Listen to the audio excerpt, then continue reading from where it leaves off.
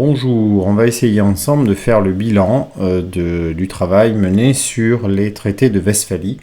En gros, faire la paix après la guerre par le biais d'un traité.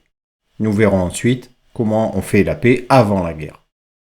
Donc ces traités, ils ont lieu en 1648, ils ont été le moment très important du XVIIe siècle en matière de guerre et de paix. Elle met un terme à la guerre de 30 ans. C'est un premier point. Ensuite, nous verrons que ces traités ont eu une genèse longue, c'est-à-dire qu'il a fallu longtemps pour les mettre au point, entre 1643 et 1648. On verra pourquoi on a fait ces traités. D'abord pour faire la paix, même si ça paraît une évidence. Enfin, la paix de Westphalie, on verra qu'elle met en point un équilibre des puissances important, et qui a duré de nombreuses années par la suite, qui a pesé de nombreuses années sur les relations internationales.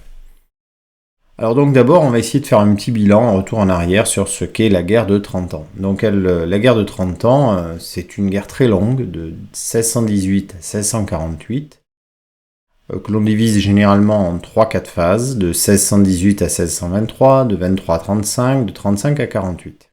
La première phase, c'est un affrontement en Bohême, après l'origine, la défenestration de Prague en 1618, et la bataille de la Montagne Blanche, qui est une victoire des Habsbourg catholiques. De 1623 à 1635, c'est l'embrasement, il y a des alliances, donc du coup, d'autres pays vont se lancer dans la guerre. Enfin, de 1635 à 1648, c'est la fin de la guerre, les négociations qui démarrent, l'implication encore plus grande de la France. On le reverra. Alors cette guerre, elle est multiforme, c'est un conflit multiforme. D'abord une opposition entre protestants et catholiques, mais ce n'est pas la seule cause. C'est aussi une opposition entre la France et la puissance des Habsbourg. La France se sent encerclée par les Habsbourg, depuis les Pays-Bas jusqu'à l'Espagne.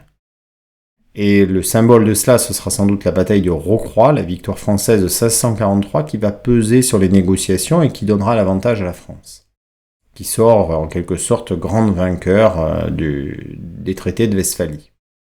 Enfin, ce sont aussi des révoltes contre l'empereur au sein du Saint-Empire, qui était un héritage du Moyen-Âge, avec un empereur qui était au-dessus des princes allemands.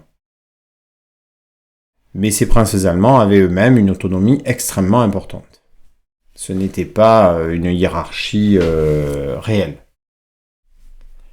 Alors le bilan de cette guerre, c'est d'abord une guerre dont la violence est très importante, du jamais vu.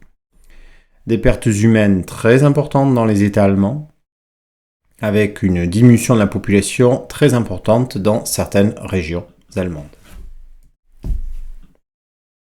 Les civils sont très touchés, des pillages, des massacres, exemple avec le pillage de Magdebourg en 1631. C'est un des pillages qui ont le plus marqué la période. La population a diminué considérablement à Magdebourg. Alors les traités, ils ont eu une genèse longue, de 1643 à 1648, on l'a dit. Les premières discussions démarrent en 1643 avec 2 lieux de discussion, 2 villes, Osnabrück et Münster. Des intermédiaires parfois, comme à Münster, alors qu'à Osnabrück on discute directement, de nombreux plénipotentiaires, c'est-à-dire des gens qui discutent, avec 194 représentants pour discuter de ces traités. Enfin des déplacements importants, puisque bien sûr, les plénipotentiaires, ils n'ont pas toujours le pouvoir de décision, c'est les princes, les rois, qui décide, donc il faut aller voir le prince, le roi, pour lui demander jusqu'où on peut discuter, pour ensuite revenir rediscuter, d'où la longueur des discussions très importantes. Alors pourquoi ces traités D'abord pour faire la paix, ça paraît une évidence, mais c'est important de le dire. Faire une paix durable, il y a eu énormément de guerres, et puis 30 ans de guerre, ça marque. Ensuite, c'est la fin de ce qu'on appelle le cuius regio, eius religio, c'est-à-dire la religion du prince, c'est la religion du peuple, de la population. C'était un héritage de la paix d'Augsbourg en 1555. Désormais, la population va avoir la liberté de sa religion. C'est valable surtout pour en fait les protestants qui vont pouvoir pratiquer leur religion, en tout cas dans les États allemands. dans le Saint-Empire. Évidemment, il n'en sera pas du tout de même en France, notamment sous Louis XIV. Même si au moment des traités, il y a une certaine tolérance. Mais par la suite, sur la fin du XVIIe siècle, la tolérance va se réduire considérablement en France.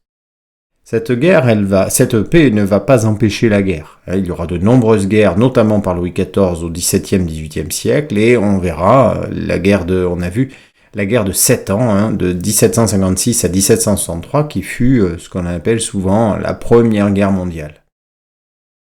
Enfin, cette guerre met en place de nouveaux principes, et ça c'est extrêmement important, la souveraineté externe, c'est-à-dire qu'aucun État ne reconnaît d'autorité au-dessus de lui, et tout État reconnaît son égalité avec les autres. En gros, pour faire simple, l'Espagne reconnaît la France reconnaît l'Espagne, et tout cela au même niveau. La France ne reconnaît pas l'Espagne comme étant supérieure ou vice-versa.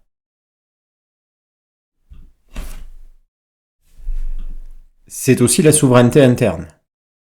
Tout État a autorité exclusive sur ses territoires et ses populations, c'est aussi une forme de définition de frontières, souveraineté interne, souveraineté externe.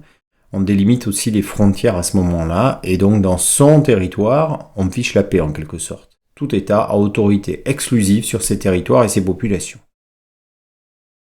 Ces principes-là sont très importants, c'est vraiment des principes qui vont durer et qui existent encore finalement. Aujourd'hui, la souveraineté externe, la souveraineté interne, ce sont des éléments fondamentaux des relations internationales.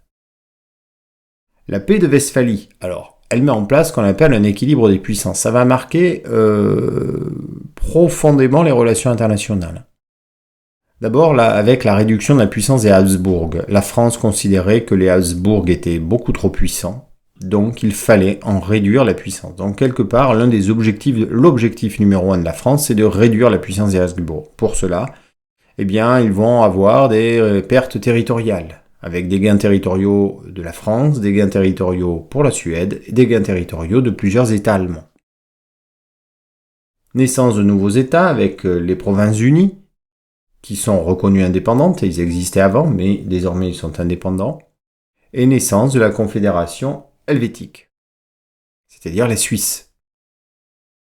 Enfin, l'objectif, c'est aussi, cet équilibre des puissances passe aussi par le maintien du Saint-Empire, là aussi ça freine la puissance des Habsbourg. Le Saint-Empire ne va pas disparaître, il sera réformé avec des droits renforcés des États allemands.